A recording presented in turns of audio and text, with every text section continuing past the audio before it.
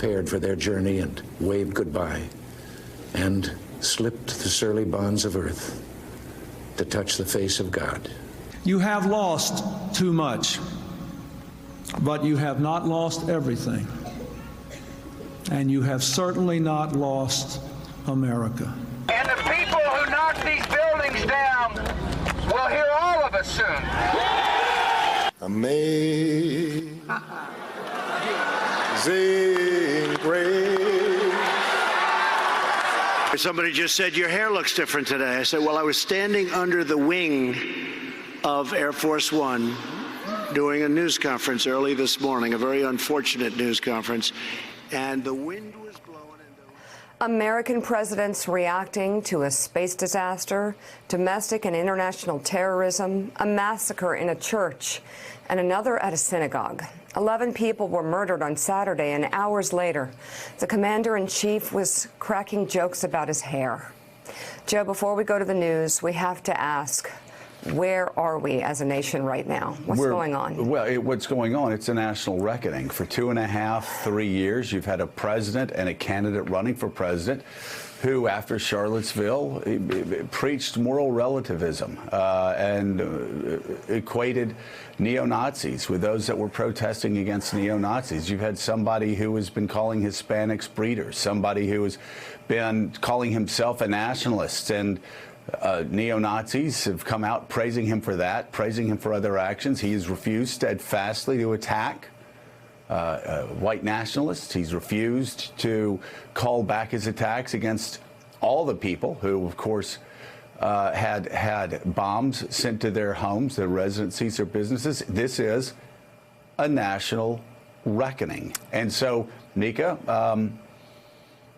in a week, people get to make a decision. Is this the America they want to live in?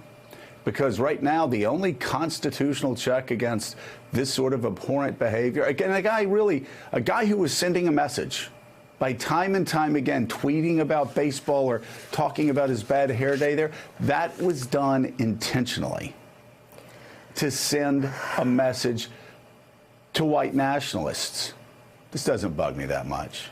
Listen, I'm going to watch a baseball game. I'm going to tweet about baseball. I'm not going to let it occupy my day. I mean, Mika, you tell me, where do you think we are? Well, the optimist in me said we would survive Trump's behavior. The system will hold. The system will hold. And you brought so much hope to the table over the course of this presidency. We just need to laugh at him, you said, and wait for him to leave the stage. But Donald Trump's behavior over the last week represents perhaps the lowest point in a presidency filled with so many low points we can't count them. In the face of terrorism and deadly violence, Trump has committed act after act after act that shocks the conscience. And he has completely abdicated the role that we expect, that we need our presidents to play at such moments of national crisis. His refusal to call his predecessors after bombs were sent to them, his rallies, his Twitter attacks, blaming the media, and amazingly continuing to provoke and churn up hatred against those who were targets of his bombs. It's unbelievable. His engaging in petulant punditry instead of unifying the country, complaining that the latest horrible news interrupted Republican momentum in the midterms. Wow. Really. He's tweeting about baseball bullpen strategy the very same day of the synagogue slaughter, as if to send a message, as you said, Joe, to his adoring white nationalist fans that the murdering of these worshipers was not even a concern. That's the message it sends, to be clear.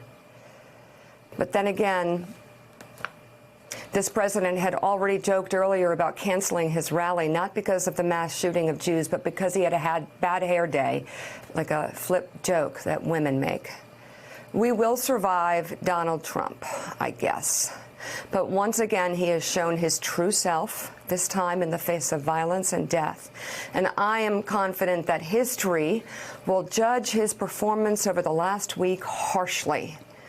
Voters need to be a part of history, and they should do the same. You've got your chance. Thanks for checking out MSNBC on YouTube, and make sure you subscribe to stay up to date on the day's biggest stories. And you can click on any of the videos around us to watch more from Morning Joe and MSNBC. Thanks so much for watching.